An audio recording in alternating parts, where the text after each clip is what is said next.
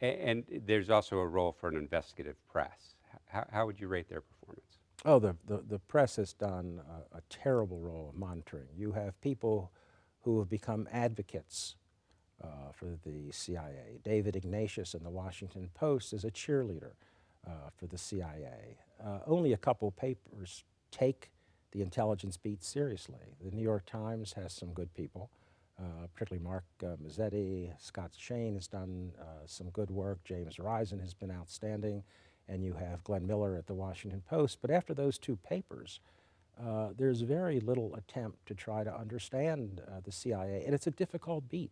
I talk to journalists from time to time, and I try to give them an introduction of how you gather sources about the CIA when you have a bureaucracy that is reluctant to speak even when people go into retirement. Even though there's a lot that can be said about the CIA without compromising sources and methods. And I don't think the press is rigorous enough.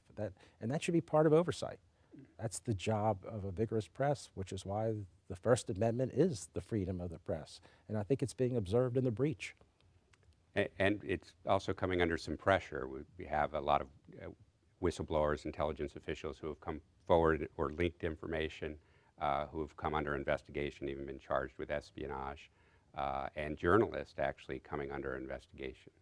Well, I think the outrageous case of Thomas Drake, who was charged on the Espionage Act, which led the judge to throw all of the charges out of court and lecture the government that this is not the Soviet Union. You can't come into court with a case such as this. Thomas Drake was a whistleblower. He didn't compromise any sensitive information.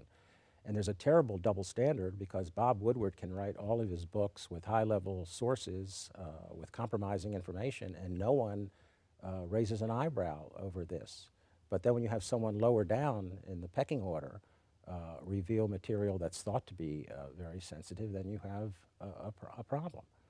And what Thomas Drake revealed was gross waste and abuse that in a national security agency would seem to harm our ultimate security, and yet still treated as if, literally, as if he's an enemy of the He United was States. charged on the Espionage Act of 1917, and I think I read that Obama has charged more people under the Espionage Act than all of the presidents since 1917. Obama seems to lack trust in the American system, which I find ironic. He's a Harvard-trained lawyer. He taught constitutional law. He's been very hostile toward whistleblowers. He's been very hostile toward the Office of the Inspector General. The State Department went years without an Inspector General. When an old colleague of mine, John Helgerson, resigned in January of 2009, it was a year and a half before the White House named David Buckley, who's really not up to the task. And that's by design, because the CIA and the White House do not want genuine inspections of transgressions. So the good work that the Office of the Inspector General did in the 80s and 90s that dealt with the intelligence failure, which 9/11 was, the shoot down of a Peruvian missionary plane in a drug operation that went awry, and then the cover-up of the CIA's role, the torture and abuse, the detentions policy. There was some excellent work done about the CIA, but it upset former directors such as Tenet. And then you get operational people who have very good links with journalists because they've met them overseas and then pursue these relationships when they come home. You get the argument out there that the Inspector General was a threat to running a well-managed central intelligence agency. So you weaken the whole process. You created the statutory IG in 1989 because of abuse, because of Iran-Contra. Now we've lost that very important instrument of oversight. And what would you recommend to reform this enterprise? Well, I think more oversight and genuine oversight is needed. The process clearly has to be demilitarized. This is the one thing Truman said. In fact, he wrote it in an op-ed in 1963 when he came out with criticism of what Eisenhower and Kennedy had done to the Central Intelligence Agency that he, Truman, had created. He didn't want the CIA to become another branch of the Pentagon. The CIA has become a paramilitary organization with the hiring of retired military people and contractors.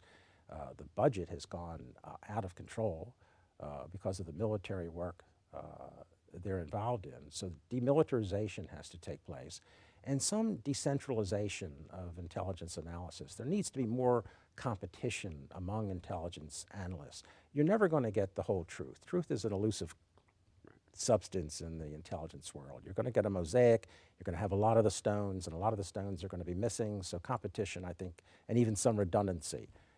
These are good things, these are necessary things, but we don't have that now.